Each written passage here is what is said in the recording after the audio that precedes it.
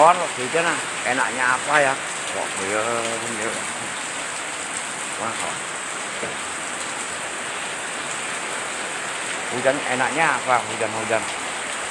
waktu ya yang kenyang namanya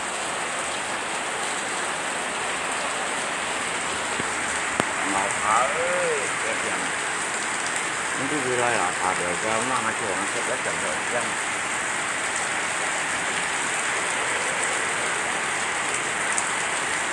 kuat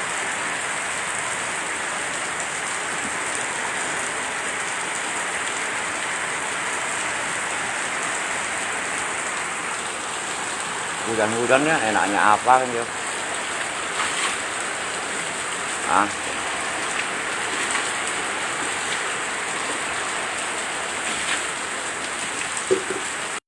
goyangnya ya.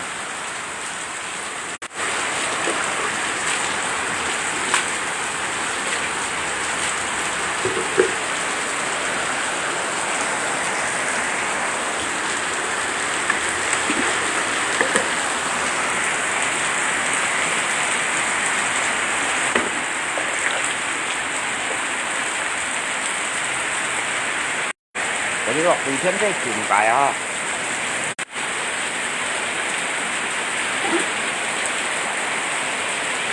Waktu itu saya jumpa ya. Waktu itu saya jumpa ya.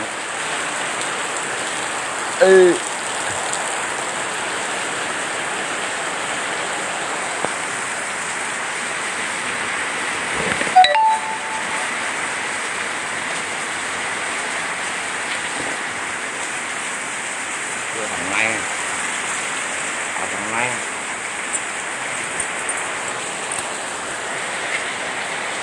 cầm tha không tiền không để mà mày tất chứ không phải đi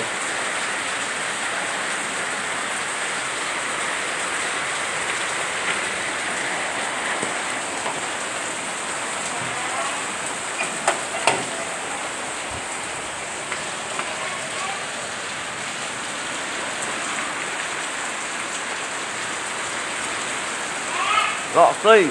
hujan kita kopi ya kopi ya boleh mau lo à kopi đó à cái mau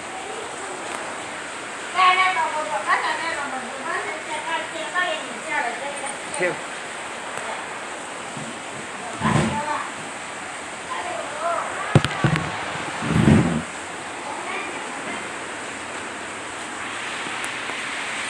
jujurnya aku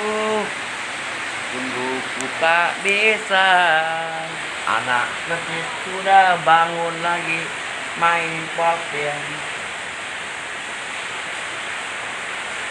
chào họ đây đấy chào họ đây thu nha thua được đấy xin xem bởi trả thu nha thua à hay món thu đô à không ăn là chào giáo là chào biết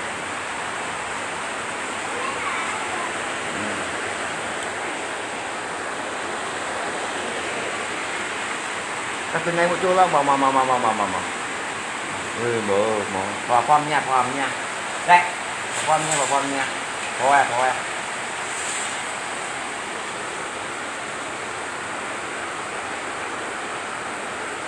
kecil buat bawa kiri mandi lu mandi bilang ya ai bang hah mandi ya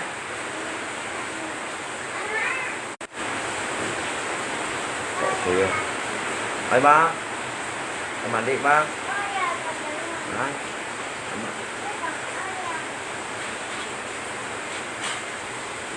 chín chào đâu chín chào một cái nhá đi à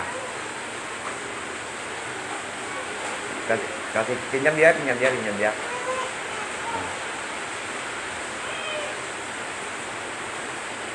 đây duduk sini kamu juga ada dulu đây ơi bà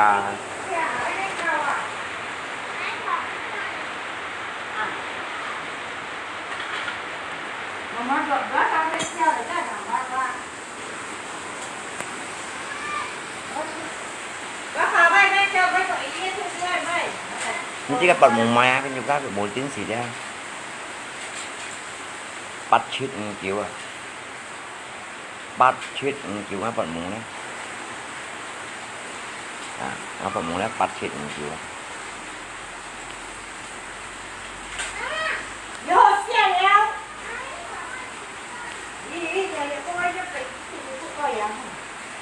Mai. Cú hà bèอยู่กันที่เจ๊เตี้ยทหารโตหันยุ่งยุ่งก็หมักเดือดเชื่อ Thôi cho hạt tí chè gần thôi. Cam nó xa xẹt chạy ra. Nhắm tàu đó nhưng mà kia bỏ vô cái nhân xài thôi. Bắt chết mình chịu đó. Như nó bè hiện nha thằng này.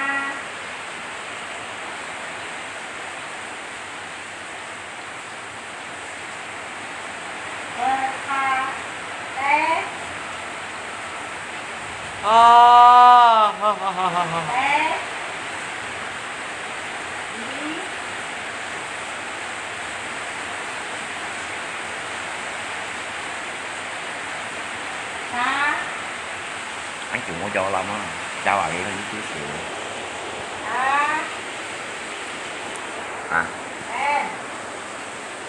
Cái lắm trên đi chân rồi.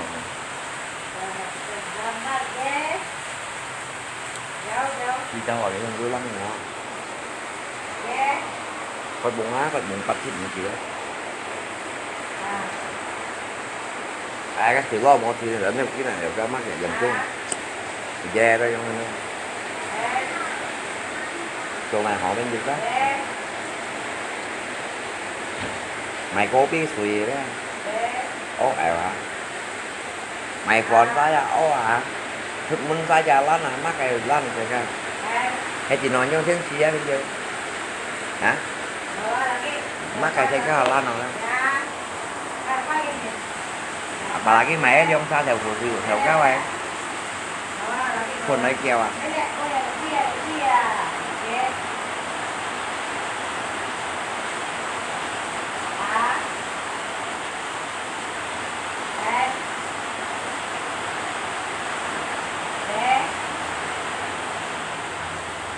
Có cái môi chẳng này.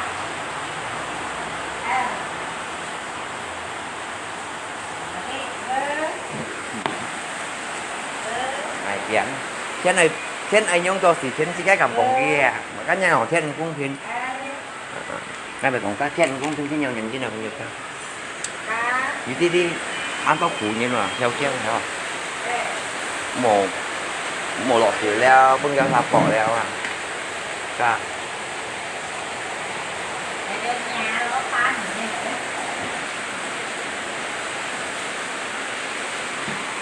đó cũng cho sao bỏ tí đeo mà lọ sủi đeo thấy coi à mày coi phải lòng chỗ nào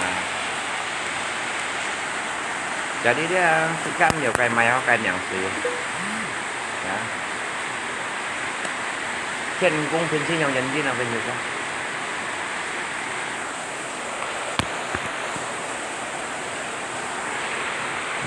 tùy trái á nào đi cũng ba hiệu những con cây bắn cá đây theo luôn anh bồng mình tụi máy bắn cá đây không nhưng mà đi bò có nhiều đó mà trên mà đi nhàng nhàng nhá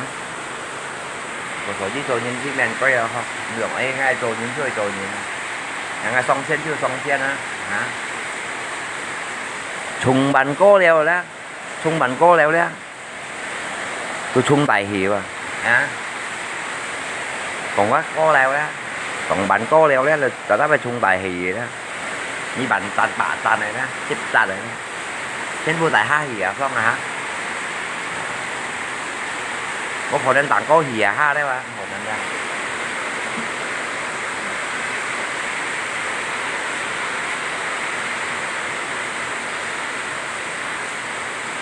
một phần đến nào đó à cái đó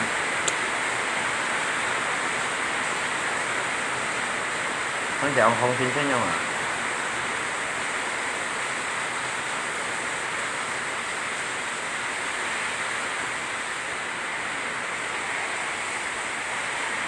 lôi ơi lôi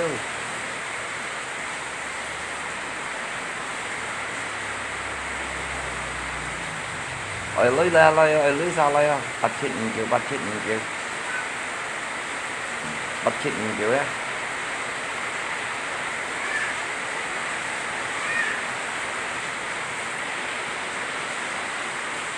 lôi sao lôi bắt chết những kiểu bắt chết những kiểu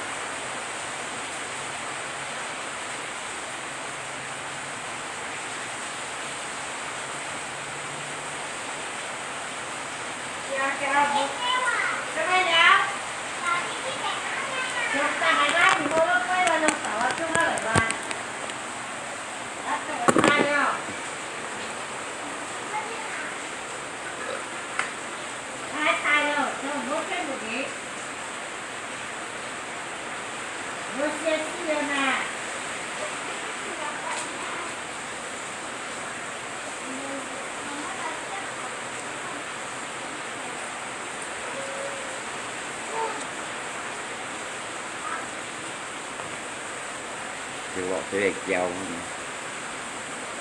cái thằng đó như xí anh xong rồi mới thay thay xí hả không rằng là thay xí làm gì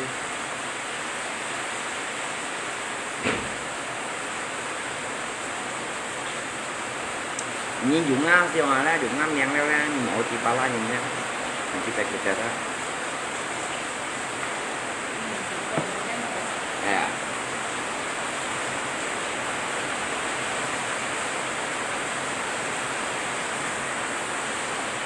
theo dụng ngâm nhang theo dụng ngao xem dụng ngâm nhang ra ngồi dần ngay á dạ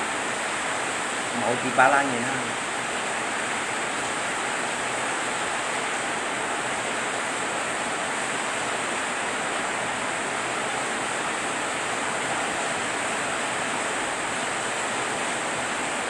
cả bắt lọt thầy dưới là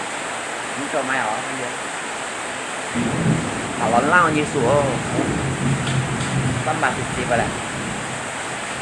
tâm điều thịt gì vậy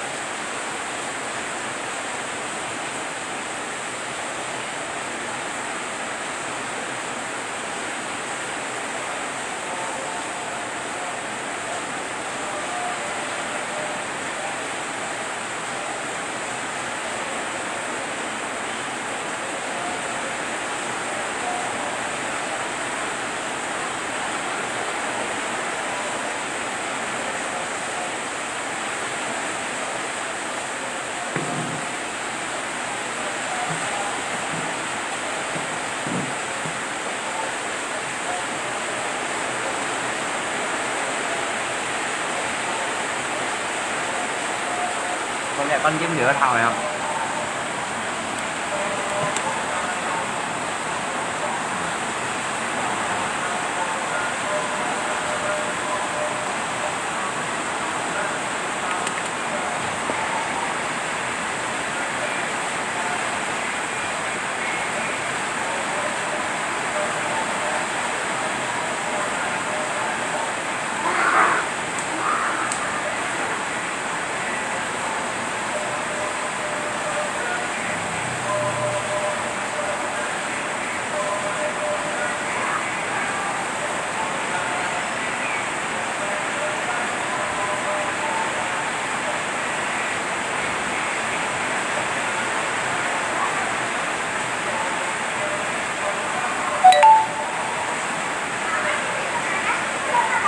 Cam sót cái gà mà cam sót cái gà mà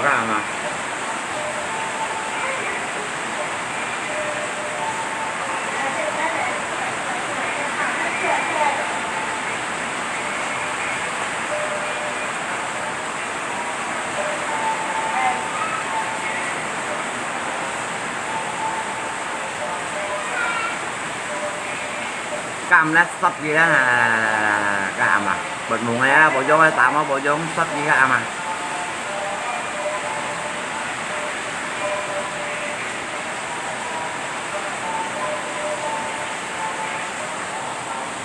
sắp gì những mấy con nhân trâu đó như kia một thanh vô cái ở chạp dòng mấy ra đó rồi đó ở chạp dòng mấy đó biết thọ lý mổ xin nhỏ kita đó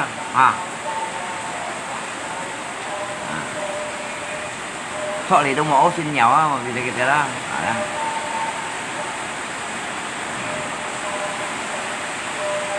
yếu thoại á mổ xin nhỏ đó bạt chuyện chịu á sao là cái bộ giống mình cứ sao là cái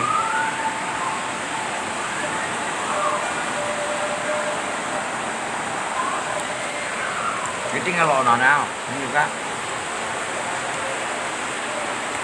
nhưng vừa rồi cái tiếng lò nó đó cái mình muốn xuống đây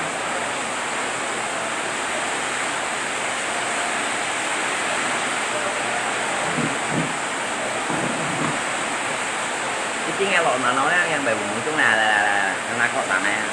nó làm nhớ ta sẽ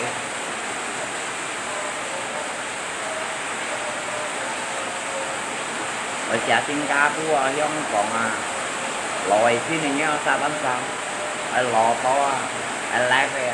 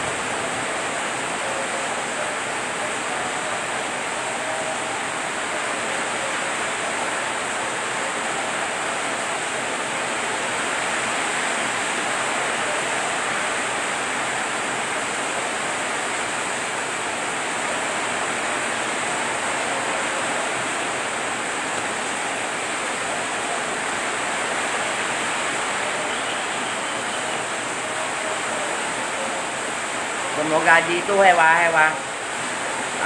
chả sao chả kêu mau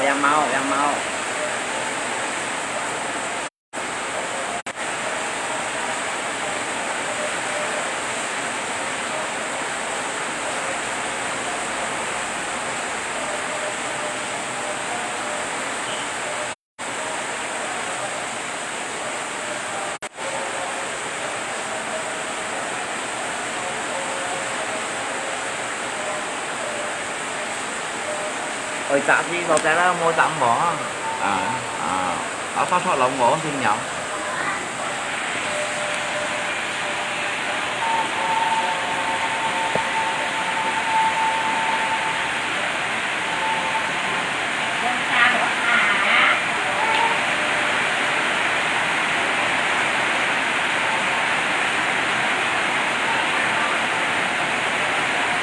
ở ta thoát đậu mổ xin nhỏ các bạn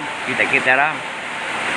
bắt chết kiểu đó cái theo tần si mấy họ si chết kiểu bắt chết kiểu mấy họ với tần si chết kiểu bắt chết kiểu là đúng rồi đó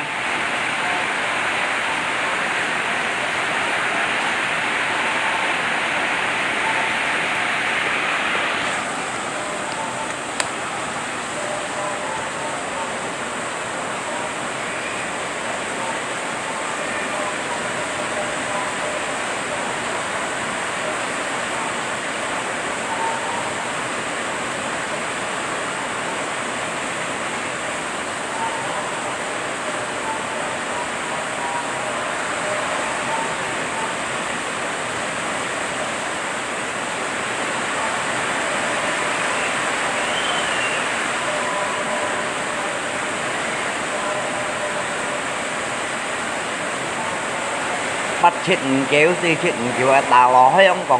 Kong Singapore nha sang Sài Gòn bên vô đó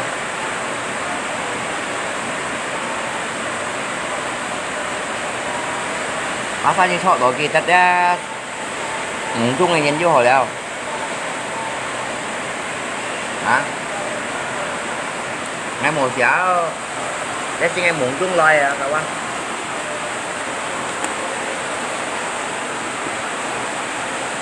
vậy câu mua à muốn chúng nào đấy muốn chúng chầu chẳng đấy sẹo trong trong ở Philadelphia nào phải từ như thế ngay ngay này cái đùi vậy à ai bật muốn mà mới trao nó mai cái đùi phải á ai bật muốn ai bật mà to xí phủ vậy vậy chuyển ra chịu tay nặng á mình muốn ra chịu tay nặng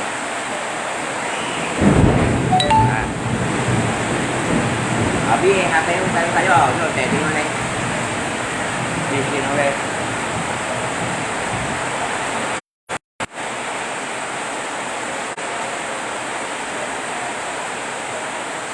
các âm trả cái của nhà con tay là như mỏng chín này á đó cái lọ cái lọ bắt chuyện kiểu gì chuyện kiểu đó kiểu cũng đó tan sao chạy cái bé kia là ở nghe bé lót ra phú ra họ ló không còn ra họ xin lỗi tao tại mà sao không còn Singapore đó lộ xí này như nó sao sót gì đều nhà nó nhanh muy đều ngay tầm 35 bình muộn như mấy chứ không sao bình muộn à cái tiếng Anh phụ của vậy à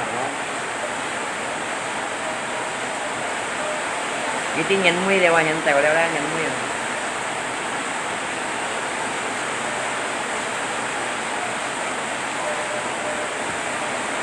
trong tô xin xong thiên rồi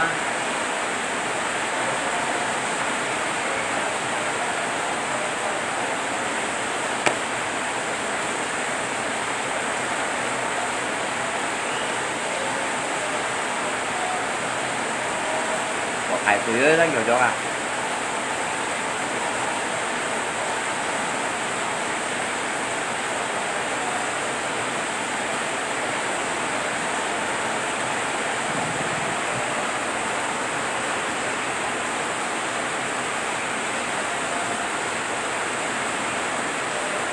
bác cho ông bật thầy suy à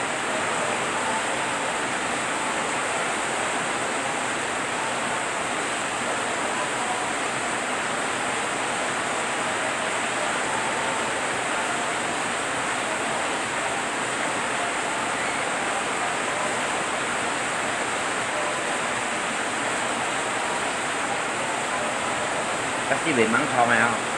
để lưới gạt không cho thật nào lưới đó một chuyện là đâu anh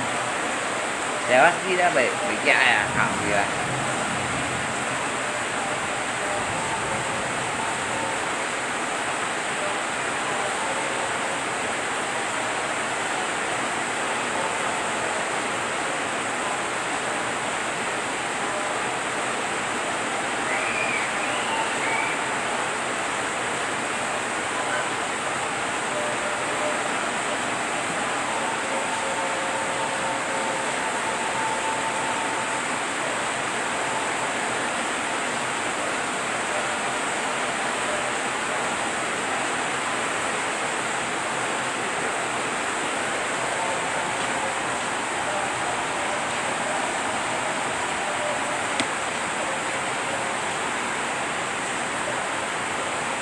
còn bị gan là thứ này nhiều quá nhưng mà chi vậy à đó bắt kiện gì quá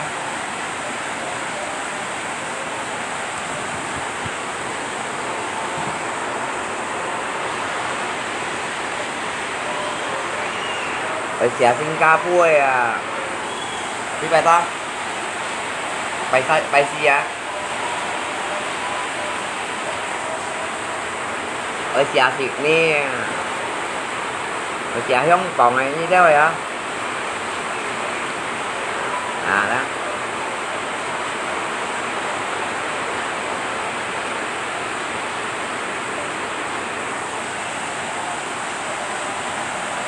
nhắc vào một bề ô sư phụ vậy nó thì bật mò đó à các sư phụ chúng ta còn tạo đây quay ra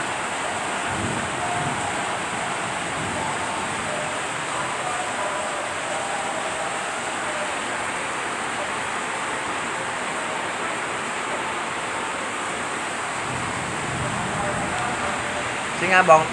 bông phải hậu ai còn giống như chạp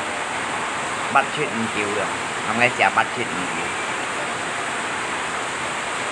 chồng chịu nghe tay nàn kìa không nếu như nghe ly thì ra toàn nó đã sống như ăn tô đi rồi không rồi bạn này không dạ như mụn chung này rồi không để chiều ngay rồi trên cái hầm cái chiều ngay đó gọi ta kêu ngay không bóng phải không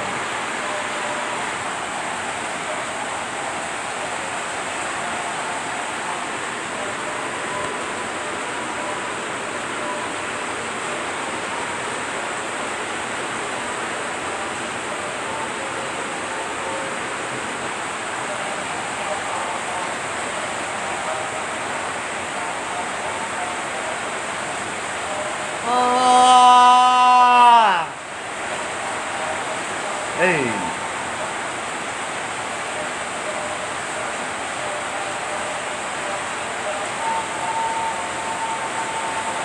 con này cũng biết không gì ngoài à cái thầy lùi cái chim xỉu à lùi chim xỉu lùi cái lùi thì cũng đã xa ra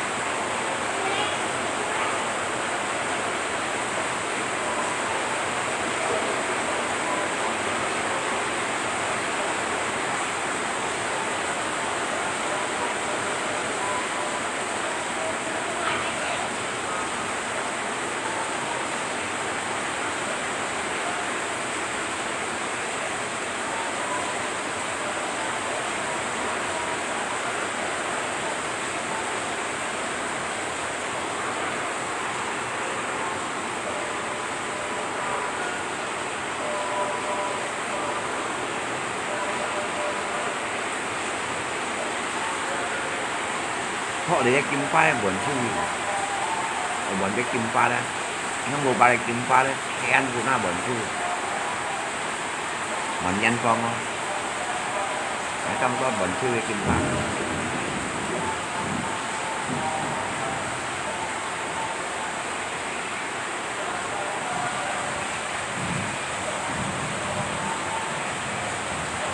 như xe không còn xài lội xí này như đó làm sao không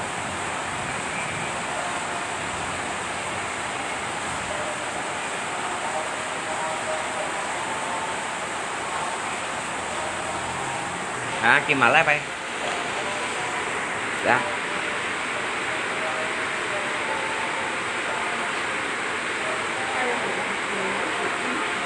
hả lo trên tuổi cái bô chim mồ để nói này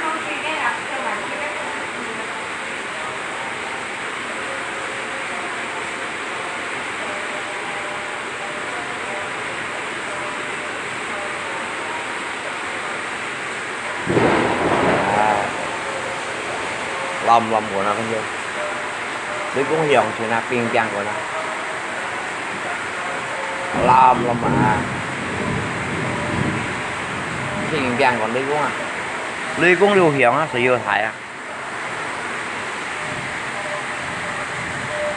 tàu đâu đấy ly cũng như tà xì lù man à tà xì lù man á tà lấy rau cày đâu anh tà xì lù man á tà lấy rau cày tà lấy xì lù man á cái anh phải pas mau tak lah siluman chứ cho bài tóc siluman này để cái tại mà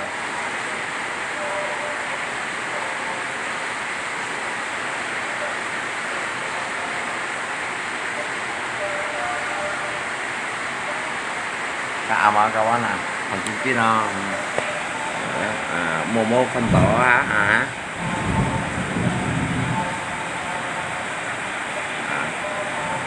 ngày xin mua lại bằng chiều vậy á các bạn cũng với còn nhớ sao tiên mua lại bằng chiều vậy á dạ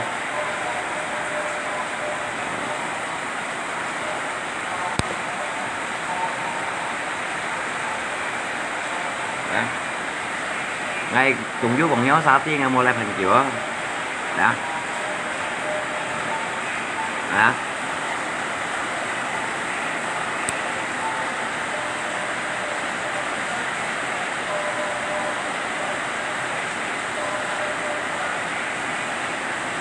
ngay cái kim đá vào mua lại bằng chiều ấy bên châu không chín mua mai họ mua lại bằng chiều tao nhớ sao già thì tôi họ leo rồi đó một cái hiệu trâu cua kheo như chứ phần tỏi ngon nha như thế mình bạn phán không mấy cái nhà bà tấu với hồ kiều quân dây phô sinh nhân thuê gì nào hả ra kiểu như cái gì không đây căng